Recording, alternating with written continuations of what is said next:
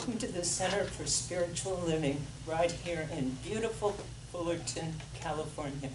Thank you all for joining us today, in person and online. Please join me in stating our purpose statement.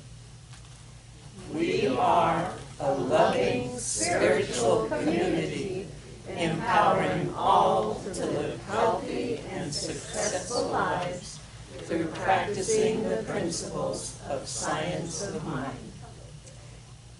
Okay, now the announcements. Happy Father's Day today and happy Juneteenth tomorrow. Take a moment in your heart to remember your fathers, because many of us have lost them, and but they're still around, folks. Finally, for the essential Ernest Holmes class, it's going to be on Thursday evening starting July 27th. If you're interested, please see Reverend Bill after service. We have so much fun here. Our next lunch and paint workshop with Karen Thomas is on Sunday, July 30th, after service. The sign-up sheet's in the back. And if you haven't come before, it's a lot of fun. So please join us. Spiritual Growth Workshop support group is ongoing on Wednesdays at 1 p.m. to 2:30 p.m. and it's open to everyone. Join us if you can. Bring a friend if they need to come. Reverend John Oden will be guest speaking for us again. Mark your calendar. Sunday, July 2nd and July 9th. We are calling out for stories of answered prayers or any personal spiritual experience for our newsletter. You all have experienced something wonderful in your life, so share it with us. It helps all of us. And the Unexpected Income Club is ongoing and doing great. We're now at $18,000. Thank you all for sharing your unexpected income with us, and keep looking for those blessings. And thanks for being here.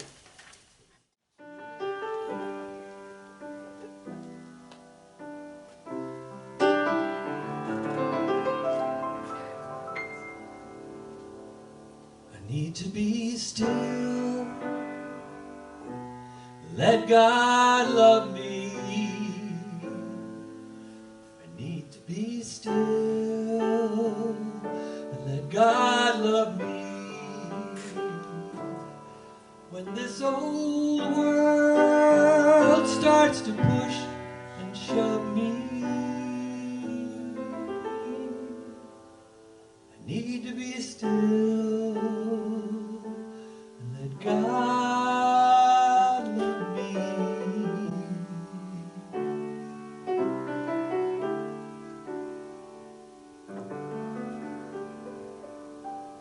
And as we come together on this glorious day, please join me in knowing that God is all there is.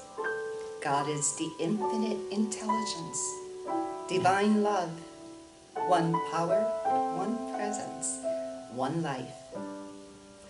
We live, move, and have our being in this one life, and we are inseparable and integral to the oneness of all. This is the truth of our being. And from this place of oneness, I bless this morning's service, knowing that it is already perfect, full of inspiration, messages of truth, love, and peace. I bless our congregation and visitors gathered here in person and also joining us online. I bless all the wonderful volunteers and staff that made this service possible, all expressing divine love beautifully through service. There are blessings for the ushers and the greeters, the board of trustees, our musicians, my fellow practitioners, junior church teachers, and the wonderful people who prepare every week our wonderful coffee fellowship. And a special blessing for our minister, Reverend Dr. Bill Salisbury, knowing that his message is divinely inspired, uplifting, accepting, and exactly what we are here to receive. And with this, I declare the service good and very good, and so it is. Okay. So, everybody knows me. My name is Tomoko Rosas. And so this morning I have chosen a couple of, or few short readings for Father's Day in honor of all of our fathers and father figures. The first one is called Father's Day Poem by unknown author. God took the strength of a mountain, the majesty of a tree, the warmth of a summer sun, the calm of a quiet sea, the generous soul of nature, the comforting arm of night, the wisdom of the ages, the power of the eagle's flight, the joy of a morning in spring, the faith of a mustard seed, the patience of eternity, the depth of a family need. Then God combined these qualities when there was nothing more to add. He knew his masterpiece was complete, and so he called it Dad.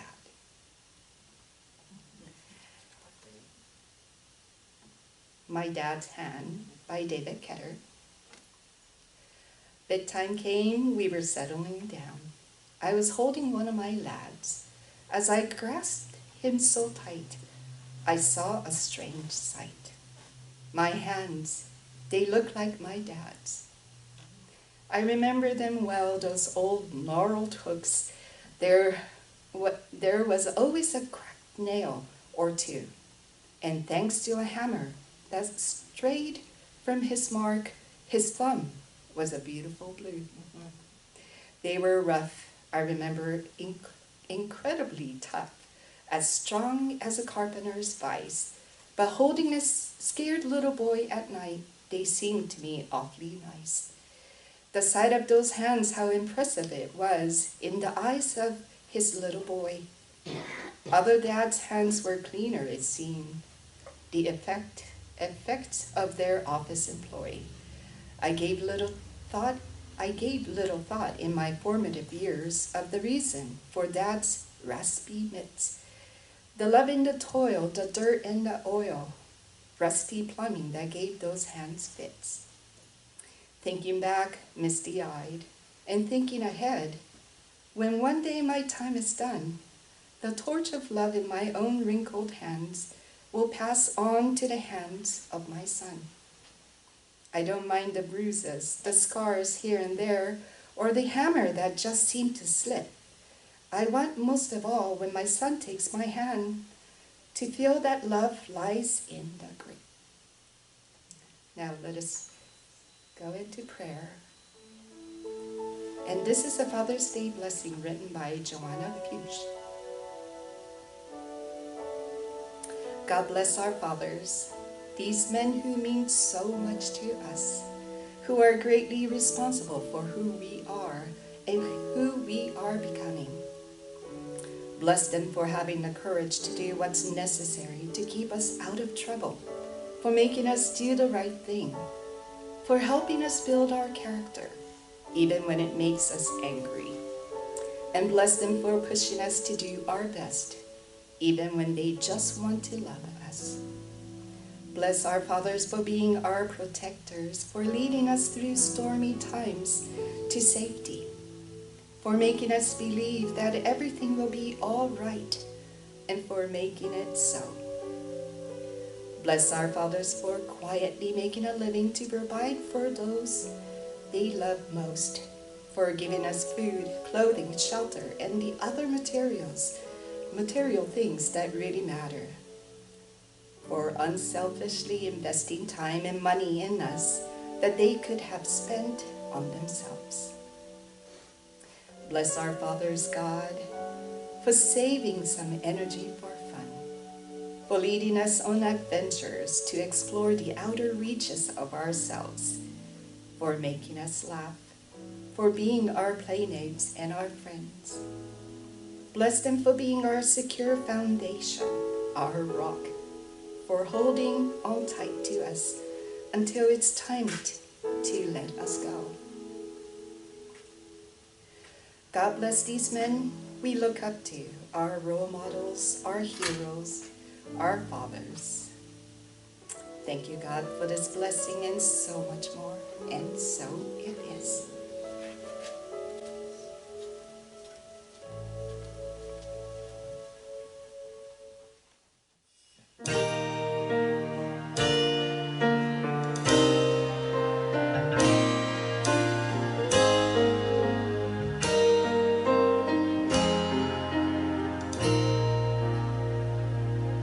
In this moment, in this place, I remember who I am, letting fear and worry all away from me. Open my eyes and see there is only love. There is only love. Love that heals, love that sets me free. There is only love.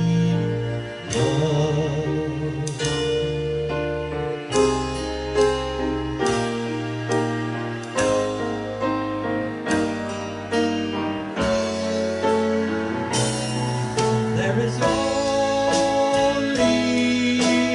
love. There is only love. Love that heals, love that sets me free. There is only love. Love that heals, love that sets me free. There is only love. There is only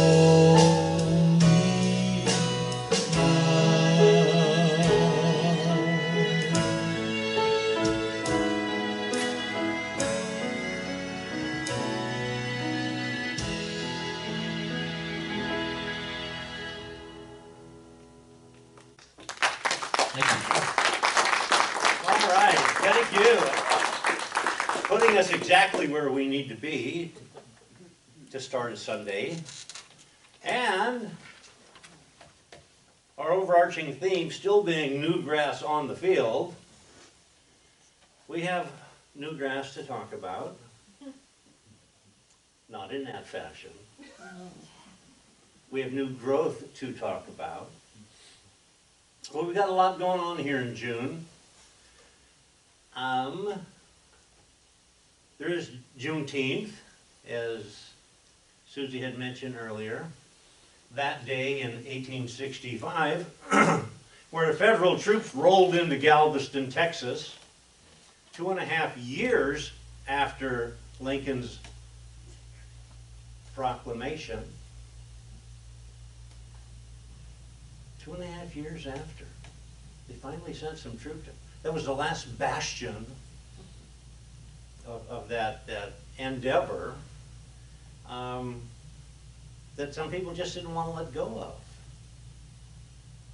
Kind of, I don't know, sounds familiar to me when I think about, that was only 2.5 years. We've been, 10,000 years with people being on the planet. And aren't some of us still enslaved to some really weird things? I mean, think about it. Our human existence is just rife with superstition, is it not? And we have been superstitious about so many things that future ages look back on, and they will look back on our age, by the way, but future ages look back on and say, my God, what were you thinking? And I'm not going to roll out the long list of them, but I mean, we did have things like, I don't know, human sacrifice, animal sacrifice, sacrifices to untold numbers of gods, those who wreaked havoc on our planet with thunder and lightning and rain and snow and storms and wind. And we're getting a little bit closer, I think, to discovering the truth of all that, but still, we get some hangovers from it. What else do we have? We have the solstice, right? June 21st, that's coming up this week. I want to tell you, though, that today is the longest day of the year. It's 24 hours. You just don't get any longer than that. So when we talk about the summer solstice, we're talking about the longest daylight hours, of course. But see what we can do with words. I mean, we can say the meaning one thing, but people receiving them get the other thing. And that, of course, in addition to the fear and ignorance that came with us to this lifetime, is the cause for superstition. So what do we do when we want to overcome those things? Well, we invent religion. Isn't that what we do?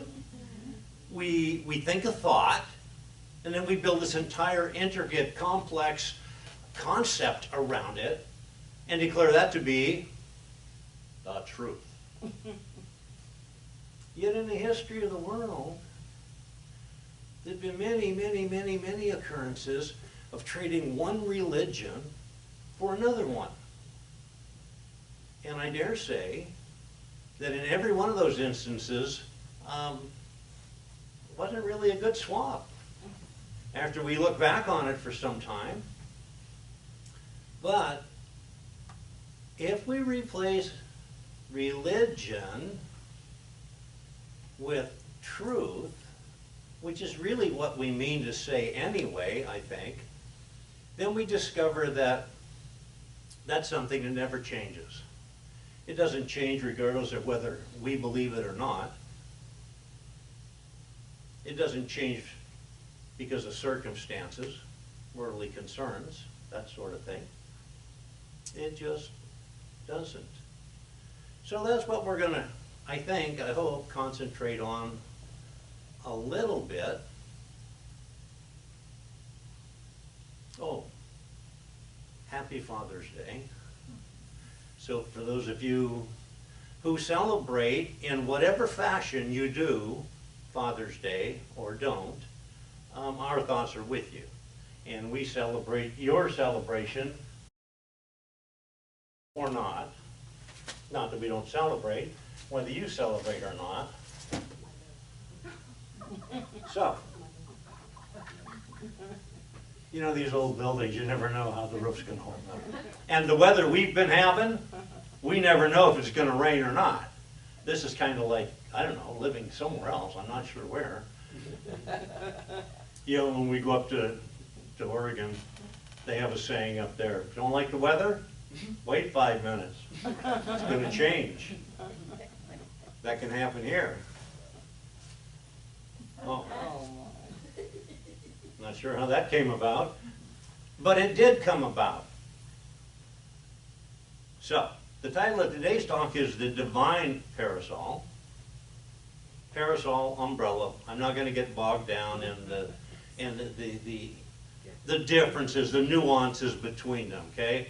If it looks like this, and it's got the shaft that holds up that protective covering over me, I'm going to call it a parasol. Now, I know we talk about parasols being for the sun. In rain, we get under the umbrella. But whatever it is, it's our form of individual personal protection. Do you know that This is an irreplaceable device. Think about it. There's nothing else that does what this does. It's portable. It folds up. We can carry it with us anywhere. It's available at a moment's notice. So we can be right in the middle of the sunniest day and it starts raining, and do we care? No. Or we can be right in the middle of the sunniest day, and are we going to suffer from the heat? No. It doesn't matter what's coming. This is going to protect us from it. I know it's going to get a little iffy in a strong wind. Okay? But it's only iffy in a strong wind if we don't operate it properly, correctly, I think. So,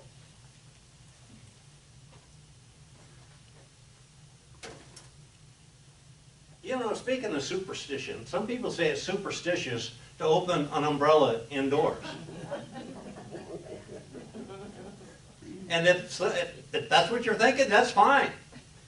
Shame on you. But that's fine.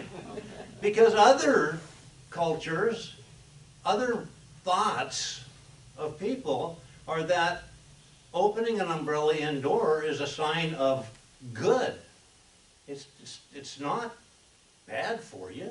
It's actually good for you. Now, I don't know how that all came about. I just flop back on that old excuse. We're just human. We can make up any story we want. And then we can build all the complexity around it we want and all the complication we want. And really, in the end, does any of it matter? It only matters on a daily basis when we allow it to, when we let it, when we invite it to being our direction, our guidance, rather than allowing the direction and the guidance of the divine consciousness that placed us here to be our sole and major inspiration. So, after service today, we're going to have our spiritual economics class. And because not everybody's going to be in that class, there's just a little thing I had to read from Eric Butterworth. And for those of you who are in the class, don't dismay. We'll either read it again in class or not. Either way, it'll just be a friendly reminder for us. He quotes Ernest Holmes. Eric Butterworth quotes Ernest Holmes. The kingdom of God is at hand. The riches, power, glory, and might of this kingdom are yours today. We don't have to wait till some future day. We don't have to wonder if that's the case. It just is. All we have to do is accept it as being the case. And opening ourselves, opening our hearts, our souls, our minds, our consciousness to the awareness and the receptivity of that. You do not rob others by entering into the fullness of your kingdom of joy, your kingdom of abundance. And although this whole thing is called spiritual economics, we don't bog down on the economics part because it really is more about the spiritual part. If we get that straight, everything else falls in line. But you must recognize that all people belong to the same kingdom. So we all have our little individual parasols, our own little personal umbrellas that we can tote around. But they are, in a manner of speaking, only a microcosm view of that macrocosm divine umbrella overarching all things. You merely claim for yourself what you want the divine spirit to do for everyone. For everyone. Not just for me. You know, we've talked about this before. Prayer for me is the final analysis, at the end of the day, is just plain inadequate. Prayer for others is way more expansive. But the only true prayer is the prayer to know God. Because once we master that, once we get to that, once we embody that knowing, everything else falls in line. The master teacher Jesus used the term Father. Okay, we'll go back to Father's Day for a minute. But we have to remember that we are reciting words today that were said 2,000 years ago. And it's been said that if you want to understand the teachings from 2,000 years ago, you've got to put yourself in the place and time of 2,000 years ago. You got to put on the robe and the sandals, and you've got to be walking through the desert, and you've got to understand what life was like in those days. I guess it was only a little bit different, but we're getting there. So, in the ancient Hebrew language, that pictographical language, the first figure, the first picture, if you will, in Father was the symbol of an ox, representing the strength that a father would bring to the household.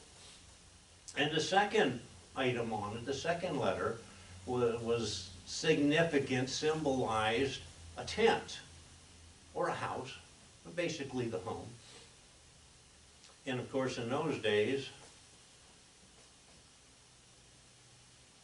it was said that the father was the protector of the house.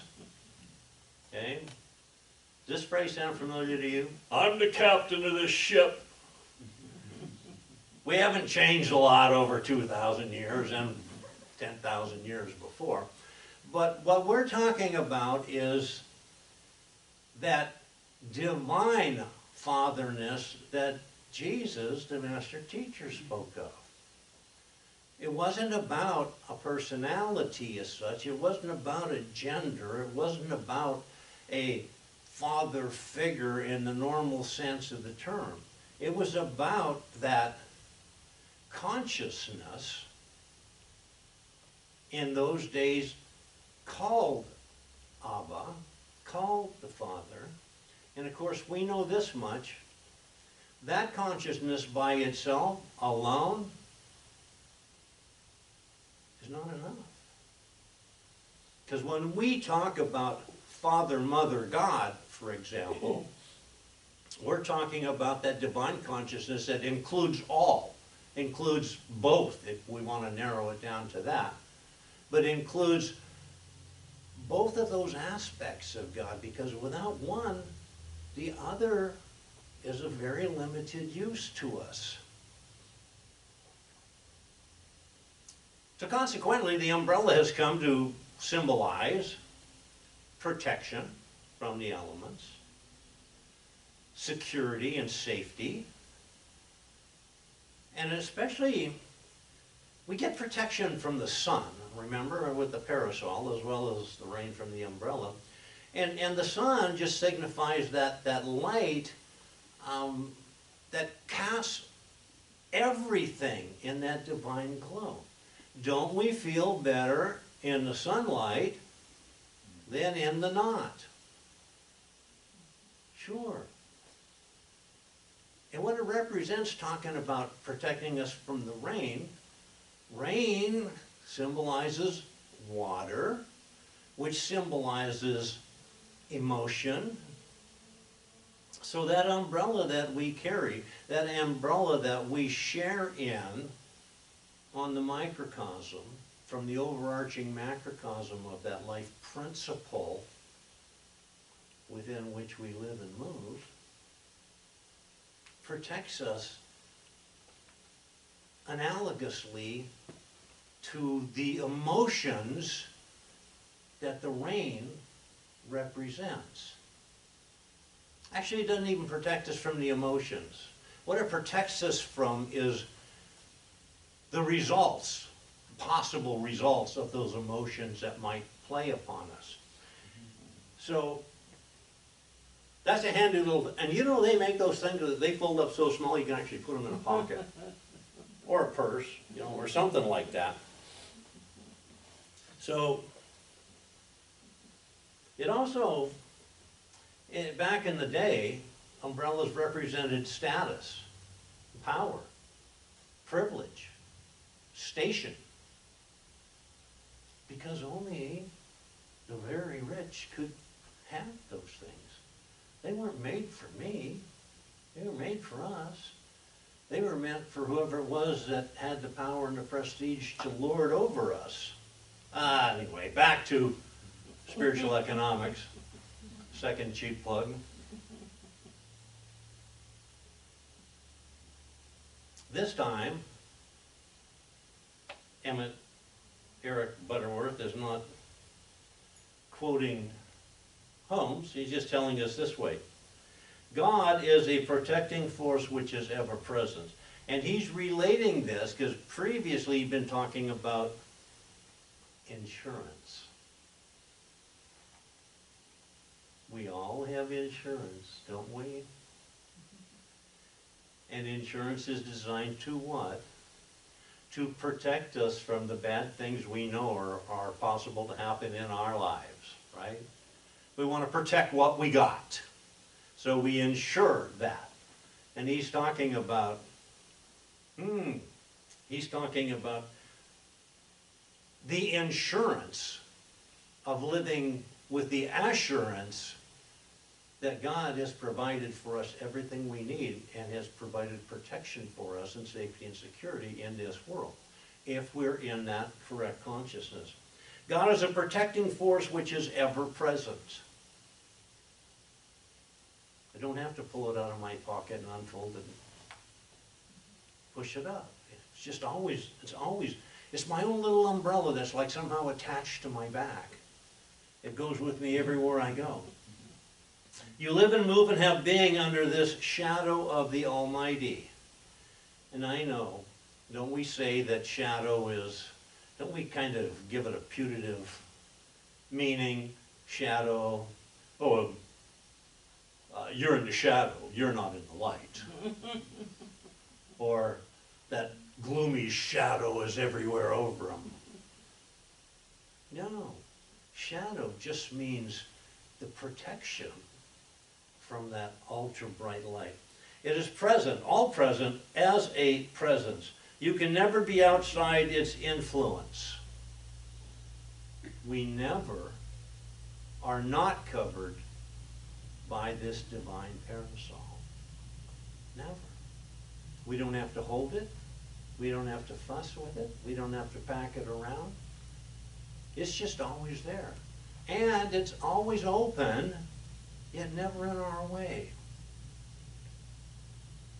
If you can live in the consciousness of this presence, you literally take on a protective mantle and nothing untoward can happen around you or to you. That said, life is still going to happen, isn't it? Is religion going to protect us from those things in life that can happen? Absolutely not. Because religion is a concept invented by man from this very, very limited perspective and base of knowledge that we have. We're going to talk about this more next month. It'd be in July next month, and the 4th of July coming up. But just a little quick foray into it. When the pilgrims came to this country from Britain, and I know there's 100 different variations of this story. Maybe they were just the people who had been incarcerated over there, or the lowlifes or whatever, and put on a boat and sent away. But on the other hand, some say that they came here, at least after that initial bunch of them came, they came here for the ability to practice religious freedom. How'd that turn out? Well, it turns out that religious freedom in that day, very much like today, I dare say, religious freedom was what the powerful in the small community deemed it to be. And everybody else went along with it because there wasn't anywhere else to go. And don't we still get into that? I mean, we've got, you go from one end of this country to another and you're never not in a city almost, it seems. So there's always somewhere else to go. But if that somewhere else to go is exactly like the place you just left, you're not changing anything. And then somewhere along the line came individuals who said, you know what? No, I'm not buying this. I know you won't keep it to yourself, but keep it away from me. Because what I want to do is I want to have a direct relationship with that consciousness that put me here, with that which created me. Because that's the only relationship that I need to nourish. If I nourish that relationship, all relationships get nourished by it. They all fall right in line. So, I want to talk about Ernest Holmes again, but this time without Eric Butterworth quoting him. Because Ernest Holmes said, and he was talking about this relationship, the relationship that we forge with that divine creator, the relationship that we are never absent from with that life principle. And he said, there can never come a time when we shall stop progressing. Okay, so far, so good. Progress has been slow, I reiterate, but still steady. That age is an illusion, that limitation is a mistake, that unhappiness is ignorance. We're never going to stop progressing away from those sorts of beliefs. Because by and large, over and all, I think it was Martin Luther King who said, the arc of justice is very, very, very, very long, but it does bend toward the right. It bends toward itself. It bends toward the justice that we all came here with, yet sometimes we're deprived of in one fashion or another by others who came along with us. That's the human, shall we call it problem? That's the human condition. But the fact of the matter is, as long as we're always making progress a little bit at a time in that direction, there's going to come a day when that arc lands properly where it's supposed to be. One more quote from Ernest Holmes, from his book, Words That Heal Today. And he was talking about that part of the history of Jesus where the young rich man came to him and Jesus eventually told him, go sell everything you own and give the proceeds to the poor and then you can come and join me. The way it started was this. He asked him, good master, he said, what shall I do to have eternal life? Well, the answer that Jesus gave was this. Why do you call me good? There's only one that is good, he said. And that is, and here we go back to Abba, that is the Father which is in heaven, which didn't mean again, get your minds off of the father figure kind of thing. That meant this consciousness, this divine consciousness that provides everything and allows us to live in peace, joy, love, harmony, all the ways we want to live, all the things we want to have going on in our lives, as opposed to their opposites. We were never meant to be unhappy or unloved or unjoyful. It just wasn't in the cards. It wasn't part of the deal. Then he said, there's none good but one, that is God. Showing that Jesus never meant for anybody to worship him or to idolize him, either as himself or as a God. All he did was show us that this divine parasol is available all the time to all of us, everywhere, in every set of circumstances. It doesn't require a mediator. And he used to keep insisting on that. You don't need me. I'm here and I'm willing to help you until you can rise in your own consciousness to that place where you can do for yourself what you ask me to do for you. And then he said, you just have to obey the rules of living. The rules of life. Fullerton Shin called it what? This game of life. These are the rules of the game, and he was talking about the commandments, and he wasn't talking about the 10 Commandments. He wasn't talking about those things written by other men. He was talking about the commandments that he put forth. To love the Lord thy God with all your heart, all your soul, all your mind, and to love your neighbor as yourself. And he said, those are the rules of the game of life. Doing unto others as we would like them to do unto us, and doing it first. Now, we've all seen the bumper stickers from years ago. Do unto others, but do it first. I mean, we have a way that we can corrupt every positive, truthful saying that man can conceive of. Man can also conceive of the opposite. That's that duality that we live in, that our goal is to rise above and get into that unity, get into that place where there is no difference between us. Tolerance and kindness, understanding and compassion, sympathy and helpfulness, forgiving even as we would like to be forgiven. So,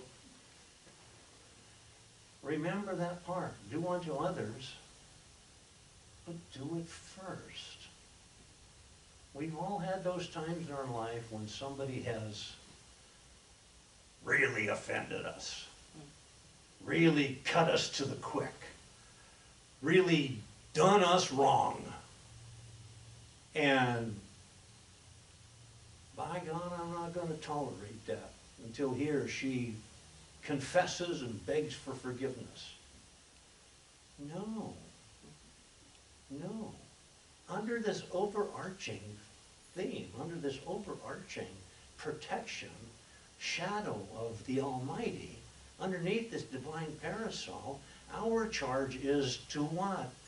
To be the one that does unto others first, forgives first, forgets first, agrees to first. Make a concession.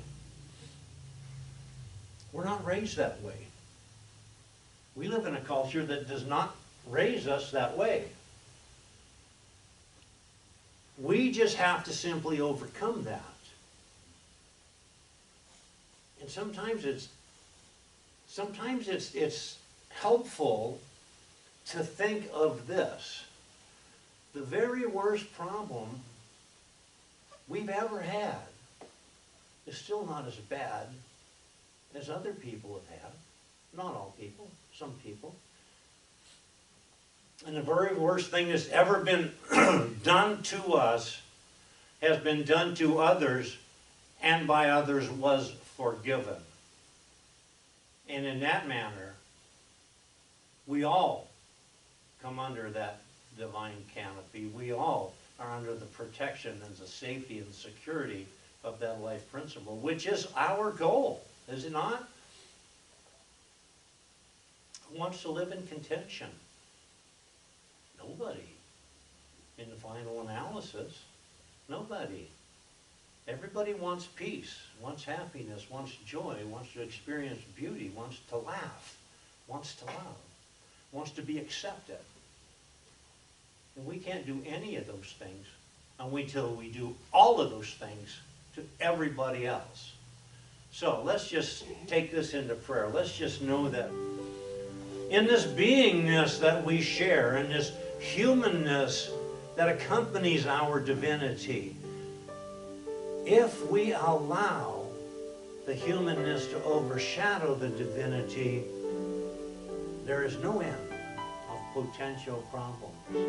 On the other hand, if we allow the divine canopy to protect us, and we give our attention to and place our intention on that givingness, that love from which we came from, which surrounds us at all times, everywhere, in any circumstance, any occasion, we have then come under the protection of that divine parasol. And from that place, we can then expand and express all we want by God, by that consciousness.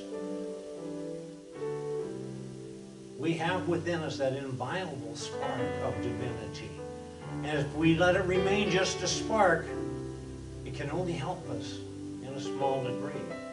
But when we fan it into a flame and let it completely take over ourselves, we have then the definition of being in the fullness of God. It is in this fullness that we live and relate to others and allow this to be the world that we want it to be. So I just, with grateful heart, recognize this, and I say, thank you, God. Thank you for this. Now let this word go, knowing it is, and so it is. This is our time to shine our light, to share our abundance. We know that all of our good comes from that one source, God, and for this we are grateful. Thank you for your continued financial support as well as emotional and loving, heartfelt support, because it's that financial support that keeps us going. And for those who are not in attendance but watch this on video and continue to hit that donate button on the website and send in their tithes, thank you. So let's just know that we bless these gifts, these tithes, these offerings, knowing they are given from the central core of who we are, which is God made manifest on this plane. We send them forth to do their good work in this community and in the world at large, with no strings and no conditions, and so it is.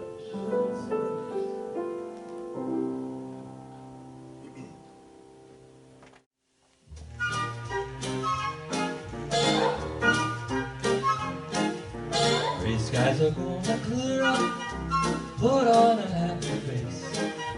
Brush off the clouds and cheer up, put on a happy face. Take off that gloomy mask of tragedy, it's not your style. You look so good that you'll be glad you decided to smile. Pick out a pleasant outlook, stick out that noble chin. Wipe off that full of doubt look, slap on a happy grin, and spread sunshine all over the place. Put on a happy face.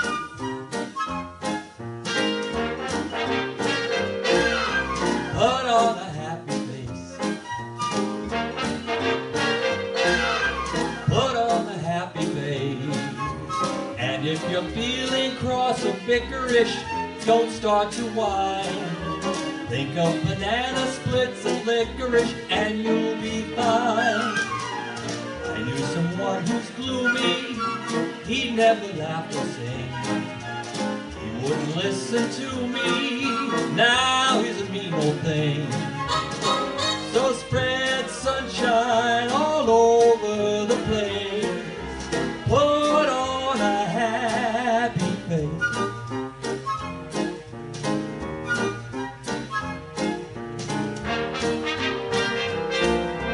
Put on a happy face. Take off that gloomy mask of tragedy. It's just not your style.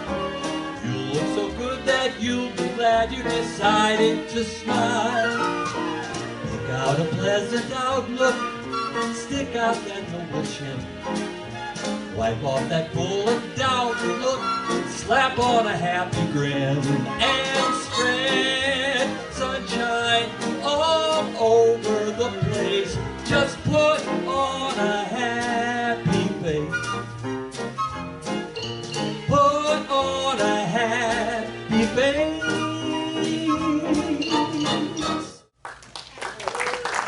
Yeah. Let's just have everybody stand up. And let's know something together. Something wonderful is happening through me right now. Something wonderful is happening through me right now. It's this thing called life. It's this thing called life. It's this thing called conditions. It's this thing called conditions. I don't care. I don't care. I've got my parasol. I've got my parasol. It is divine, It is divine. as am I. As am I. Thank you, God, in me.